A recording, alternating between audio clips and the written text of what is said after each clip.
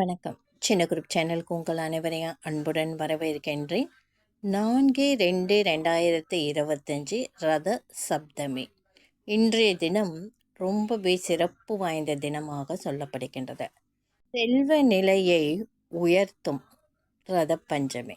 அமாவாசைக்கு பிறகு வரும் 7வது நாள் திதியை சப்தமி என்கின்றார்கள். இது சூரியன் அவதரித்த தினம் என்பதால் இதனை ரத சப்தமி என்று போற்றுகின்றார்கள். காசிய முனிவருக்கு பல மனைவிகள் இருக்காங்க. அவர்களின் ஒருவர் அதிதி. ஒரு முறை அவர் தன் கணவரான காசியருக்கு உணவு பரிமாறி கொண்டிருந்தாராம். அப்போ வாசலில் யாசகம் கேட்டு ஒரு அந்தணர் நின்றார். அப்பொழுது அதிதி நிறைமாத கர்ப்பிணியாக இருந்ததாகவும் மெதுவா நடந்து சென்று அந்தணருக்கான உணவை எடுத்து கொண்டு வந்தாராம். அப்போது யாசகம் கேட்டு வந்த அந்தணர், உணவு எடுத்து வர இவ்வளவு தாமதமா? நீ என்னை உதாசீனப்படுத்தி விட்டாய். எனவே உன் வயிற்றில் வளரும் குழந்தை இறப்பான் என்று சாபம் கொடுத்துவிட்டு சென்றாராம். பயந்து போன அதிதி இது பற்றி தன் கணவர்கிட்ட சொல்றாங்க. நீ கவலைப்பட வேண்டாம், தேவர் உலகத்தில இருந்தே அழிவில்லாத ஒரு மகன் நமக்கு கிடைப்பான் என்று கூறினார். அதன்படியே பிரகாசமான ஒளியுடன் சூரியன் அதிதிக்கு மகனாக பிறந்தார். அவர் பிறந்த தினமே ரத சப்தமி ஆகும். அன்றைய தினம் சூரியனை நாம் வழிபாடு செய்தால் எண்ணற்ற பலன்கள் கிடைக்கும். அன்றைய தினம் செய்யும் தர்மங்களுக்கு புண்ணியம் சேரும். அதேபோல் ரத பஞ்சமி தொடங்கும் தொழில் சிறப்பாக அமையும். ரத பஞ்சமின்றது சூரிய பகவான் பிறந்த தினம். நாம் எந்த தொழில் செய்தாலும் அது சிறப்பாக இருக்கும். கணவனை இழந்த பெண்கள் இந்த வழிபாட்டை மேற்கொண்டால் அடுத்த பிறவியில் இந்த நிலை அவங்களுக்கு வராது. புராணங்கள் தியானம் யோகாவை தொடங்க ரத சப்தமி சிறந்த தினமாக கருதப்படுகிறது. ரத சப்தமி அன்று சூரியனுக்கு சிவப்பு நிற ஆடை அணிவித்து சிவப்பு நிற மலர்களை கொண்டு அர்ச்சனை செய்து நெய்விளக்கேற்றி வழிபட்டால் சூரியனால் ஏற்படும் தோஷங்கள் அனைத்துமே விலகும். சூரியனுக்கு உகந்த தானியம், கோதுமை இதெல்லாம் ரத சப்தமி அன்று சூரிய பகவானுக்கு நெய்வேத்தியமா நம்ம கோதுமையில ஏதாவது ஒரு பலகாரம் பண்டம் செய்து வைக்கலாம். இதனால் பெரும் புண்ணியம் சேரும். ரத சப்தமி அன்று அதிகாலையில் எழுந்து நீராடி சூரியனை வணங்க வேண்டும். பின்னர் சூரியனுக்குரிய துதிகளை சொல்ல வேண்டும். சப்தமி அன்று சூரியனுக்கு அர்க்கியம் விடுவது முக்கியத்துவம் வாய்ந்தது. சூரியனுக்கு உகந்த நைவேத்தியம் சக்கர பொங்கல். அதனை சூடாக இருக்கும் போதே நைவேத்தியம் செய்துவிட வேண்டும். சூரிய பகவான் எப்பவுமே உஷ்ணம் இருக்கும் அவர்கிட்ட. நம்ம சக்கர பொங்கல் வச்சாலும் அது சூடாக ஆறுறதுக்கு முன்னாடி சுட சுட அவருக்கு நைவேத்தியம் வைக்கணும் என்று சொல்லப்படுகின்றது. ரத சப்தமி நாளில் வீட்டு வாசல்ல பூஜை அறையிலும் தேர்கோலம் போடுவது மிகவும் சிறப்பு வாய்ந்தது. சூரியனுக்கு உகந்த பத்ரம் எருக்கம் இலை ஆகும்.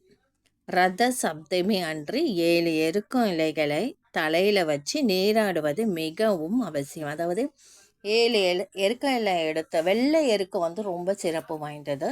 அதை தலையில் ஒன்று வைப்பாங்க, தோள்பட்டையில் ஒன்று வைப்பாங்க, கையில் 2, பாதத்தில் 2ன்ட்டு அந்த மாதிரி 7 இலை எருக்கும் இலை வைத்து நீராடுவது ரொம்பவே சிறப்பு வாய்ந்ததாக சொல்லப்படுகின்றது. அதற்கு ஏன் எருக்கம் இலை சிறப்பு வாய்ந்ததாக சொல்லப்பட்டிருக்கு. அந்த மாதிரி நீராடுறதுனால நாம் செய்யும் பாவங்கள் அனைத்தும் போய்விடும், விலகிவிடும் என்று சொல்லப்படுகின்றதா. அதற்கும் ஒரு கதை உண்டு. அந்த கதையை தான் நாம் இப்போ பார்க்க போகிறோம். குருஷேத்திர போர்க்களத்தில் உடல் முழுவதும் அம்புகளால் துளைக்கப்பட்டு அந்த அம்புகளை படுக்கைகளாக மாறிய நிலையில் படுத்திருந்தார் பீஷ்மர். அவர் உடல் முழுவதும் வேதனை, வலி துடித்தார். பீஷ்மனின் தந்தை, நீ விரும்பும் நேரத்தில்தான் உன் உயிர் பிரியும் என்ற வரத்தை பீஷ்மனுக்கு அளித்திருந்தார். ஆனால் தற்பொழுது அவர் உடல் அடையும் வேதனையை தன் உயிர் இப்போதே பிரிந்தால் என்ன என்று அவனுக்கு பீஷ்மருக்கு என்ன தோன்றிற்று. யாருமே இறக்கும் தருவாயில் இருந்தோம்னா யமதர்மராஜா உடனே எடுத்துட மாட்டாராம். அவங்களே உலக வாழ்க்கையை வெறுத்து நாம் செத்தா இறந்து போனால் நல்லா இருக்கும், இந்த உலகில் வாழ விருப்பம் இல்லை என்ற எண்ணம் அவங்களுக்கு வரும். அந்த மாதிரி வர வச்சிருவாங்க. அந்த எண்ணம் வரும்பொழுது தான் நாம் உயிரிலிருந்து உடலிலிருந்து உயிரை எடுக்க முடியும்.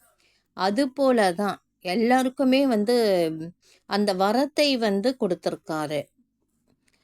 அப்போது அங்கு வியாசரிடம் தன்னுடைய இந்த நிலைக்கு என்ன காரணம் என்று கேட்டார். அதற்கு வியாசர் சொல்றாரு, மனதாலும் உடலாலும் மற்றொருவருக்கு செய்வது மட்டுமே தீமை, அநீதி என்றாகாது. நம் முன்பாக ஒரு கெட்ட செயல் நடக்கும் பொழுது அதனை தடுக்காமல் இருப்பதும் கூட பாவம்தான்.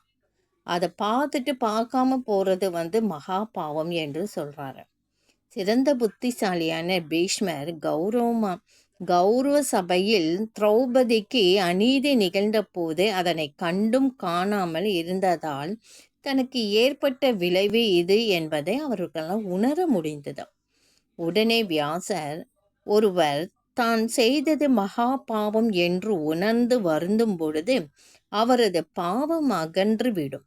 அதே நேரம் திரௌபதி கௌரவ சபையில் அனைவரும் முன்னிலையில் காப்பாற்றும்படி கதறும்போது கேட்காதது போல் இருந்த உன் செயல்கள், பாராது போல் இருந்த உன் கண்கள், இது அநீதி என்று சொல்ல தவறிய உன் வாய், அளப்பரிய வீரம் இருந்தும் உபயோகமின்றி இருந்த உன் வலுவான தோள்கள், வாளெடுத்து எச்சரிக்காத உன் கைகள், இருக்கையில் இருந்து எழாமல் இருந்த உன் கால்கள், நல்லது எது கெட்டது எது என்று சிந்திக்க தவறிய உன் புத்தி, இருக்கும் தலை, இவற்றிலிருந்து ஆகியவற்றிற்கு தண்டனை உண்டு. அந்த வேதனையை போக்க சூரியனின் அனுகிரகம் தேவை என்றார். பின்னர் அதற்கு என்ன செய்ய வேண்டும் என்று கேட்க, எருக்கம் இலைகளை கொண்டு வர செய்து பீஷ்மரின் கண், காது, வாய், கால், தோள்பட்டை, தலை என ஆகிய 7 அம்சங்கள், அதாவது கண்ணு, காது, வாய், கை, கால், தோல், தலை ஆகிய 7 அங்கங்களையும் அந்த எருக்க இலைகளால் அலங்கரித்தார். இதையடுத்து அவரது வேதனை குறைந்தது. கொஞ்சம் கொஞ்சமாக மன அமைதி அடைந்தது. பீஷ்மர் தான் நினைத்த நொடியிலேயே தன்னுடைய உயிரை துறந்தார். அப்படி அவர் மரணித்த தினம் ரத சப்தமிக்கு மறுதினமாகும் அஷ்டமி திதி ஆகும். எனவே அதனை பீஷ்மாஷ்டமி என்பார்கள். பீஷ்மர் இறுதி வரை பிரம்மச்சரியத்தை கடைபிடித்தார். எனவே பீஷ்மாஷ்டமி என்று அன்றைய தினத்தில் புனித நீர் நிலைகளுக்கு சென்று பீஷ்மருக்கு தன் முன்னோர்களுக்கும் தர்ப்பணம் செய்பவர்களுக்கு எண்ணிய வாழ்க்கை அமையும், வாழ்வில் இன்பம் நடைபெறும் என்பது ஐதீகம். அதாவது செல்வ நிலைக்கு உயர்த்தும் ரத சப்தமி அன்று நம்ம செய்த பாவங்கள் விலக வெள்ளை எருக்கு இலைகளை கொண்டு கண், காது, வாய், கை, கால், தோள்பட்டை, தலை ஆகிய 7 அங்கங்களில் நம்ம வைத்து விட்டு நல்லா சாதா தண்ணியில் நீராடினால் நாம் செய்த பாவங்கள் போகும், நமக்கு மன அமைதி கிடைக்கும் என்று சொல்லப்படுகிறது. அதனால தான் சப்தமி அன்றைக்கு, ரத சப்தமி அன்றை நம்ம சூரிய பகவான் வழிபாடும் ரொம்ப சிறப்பு வாய்ந்ததாக சொல்லப்படுகிறது. சூரியனுக்கு சிகப்பு கலர் துணி எடுத்து சாத்தி நம்ம பிரார்த்தனையை நடக்க நம்ம பிரார்த்தனை செய்யலாம். இந்த வீடியோ பதிவு உங்களுக்கு கண்டிப்பாக பிடிச்சிருக்கும்னு நினைக்கிறேன். நீங்களும் 4/2/25 அன்று வரும் ரத சப்தமி அன்று வெள்ளை எருக்கு இலை, அது கிடைக்கலன்னா சாதாரண எருக்கஞ்செடியிலிருந்து இலை பறித்து கூட நீங்கள் இந்த மாதிரி நீராடுவதனால் நாம் செய்யும் பாவங்கள் குறையும். இந்த வீடியோ பதிவு பிடிச்சிருந்தால் லைக் பண்ணுங்கள், ஷேர் பண்ணுங்கள், சப்ஸ்கிரைப் பண்ணுங்கள், கமெண்ட் பண்ணுங்கள். நன்றி.